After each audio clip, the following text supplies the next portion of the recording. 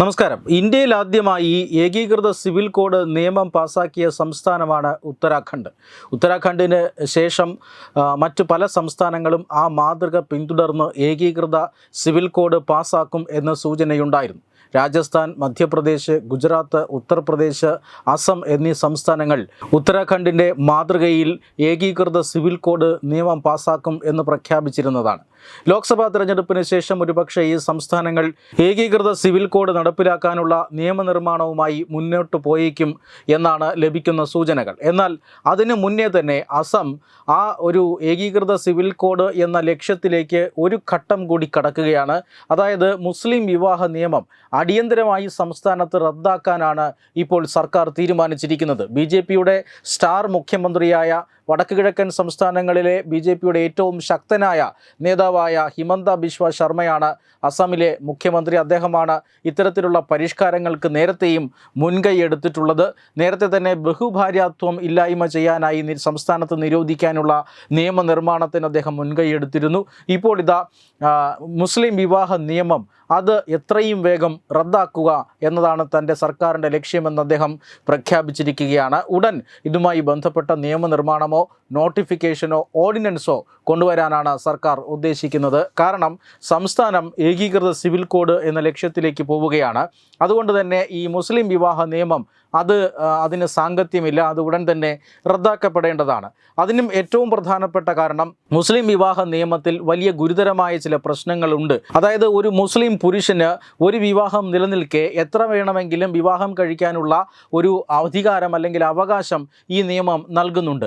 മാത്രമല്ല, ഒരു മുസ്ലിം പുരുഷൻ വിവാഹം കഴിക്കുന്ന സ്ത്രീയുടെ വയസ്സ് അത് 18 വയസ്സിന് താഴെയായാലും അതിന് നിയമസാധുത നൽകാനുള്ള വകുപ്പ് ഈ നിയമത്തിലുണ്ട്.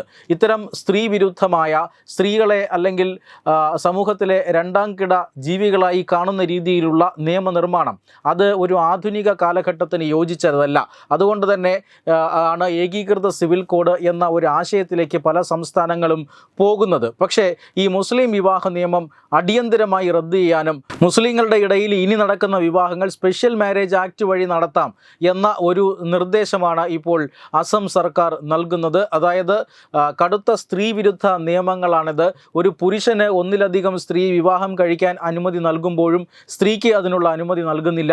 പ്രായപൂർത്തിയാകാത്ത സ്ത്രീയെ വിവാഹം കഴിക്കാനുള്ള അനുമതി ഒരു മുസ്ലിം പുരുഷന് നൽകിയിരിക്കുന്നു. ഇതെല്ലാം തീർച്ചയായും ആധുനിക കാലഘട്ടത്തിന് യോജിക്കാത്ത നിയമങ്ങളാണ്. അതുകൊണ്ട് തന്നെ എത്രയും വേഗം ഈ നിയമം റദ്ദാക്കിക്കൊണ്ട് സ്പെഷ്യൽ മാരേജ് ആക്ടിലേക്ക് മാറാനും അതിനുശേഷം ഏകീകൃത സിവിൽ കോഡ് പാസ്സാക്കാനുമാണ് ഇപ്പോൾ അസം സർക്കാർ തീരുമാനിച്ചിരിക്കുന്നത്. 1935 മുസ്ലിം വിവാഹ നിയമം അസമിൽ നിലവിൽ വന്നത്. ശൈശവ വിവാഹത്തെ ഉൾപ്പെടെ പ്രോത്സാഹിപ്പിക്കുന്ന ഒരു നിയമമാണത്. കാലാനുസൃതമായ പരിഷ്കാരം ആ നിയമത്തിന് ആവശ്യമാണ് എന്നുള്ളത് കൊണ്ട് തന്നെ എത്രയും വേഗം അസം സർക്കാർ ഈ ഒരു തീരുമാനം നടപ്പിലാക്കാനാണ് സാധ്യത. എടുത്തു കാണേണ്ട ഏറ്റവും പ്രധാനപ്പെട്ട കാര്യം മുസ്ലിം സ്ത്രീകളുടെ പിന്തുണയാണ് ഈ നിയമനിർമ്മാണത്തിന് ഹിമന്ത ബിശ്വ സർക്കാരിനുള്ളത് എന്നുള്ളതാണ്. മാത്രമല്ല, പല പുരോഗമന മുസ്ലിം സംഘടനകളും ഇക്കാര്യത്തിൽ ഹിമന്ത ബിശ്വ സർക്കാരിനെ പിന്തുണച്ചിട്ടുണ്ട്. ആ നിയമനിർമ്മാണത്തിന് ആവശ്യമായ പിന്തുണ നൽകും എന്നറിയിച്ചിട്ടുമുണ്ട്. ആ ഒരു പിന്തുണയുടെ ബലത്തിൽ കൂടിയാണ് ഹിമന്ത ബിശ്വ ശർമ്മ അസമിൽ ഇത്തരമൊരു നിയമനിർമ്മാണത്തിലേക്ക് ഇറങ്ങി പുറപ്പെടുന്നത്. പക്ഷേ മറ്റൊരു പ്രധാനപ്പെട്ട കാര്യം, കേരളം പോലുള്ള ഒരു സാക്ഷര സമൂഹം അല്ലെങ്കിൽ സമൂഹത്തിൽ സാമൂഹികമായി മുൻപന്തിയിൽ നിൽക്കുന്നു എന്ന് അവകാശപ്പെടുന്ന ഒരു സമൂഹത്തിലാണ് ഇത്തരമൊരു നിയമനിർമ്മാണം നടത്തുന്നത് എങ്കിൽ തീർച്ചയായും ഈ നിയമനിർമ്മാണത്തിന് നേരിടേണ്ടി വരുന്ന എതിർപ്പുകളെക്കുറിച്ച് ഒന്ന് ചിന്തിച്ചു നോക്കുക.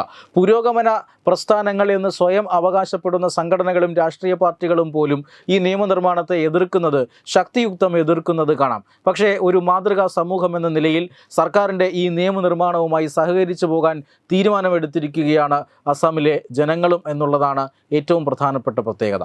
വെബ് ഡെസ്ക് തത്തുമൈ ന്യൂസ്.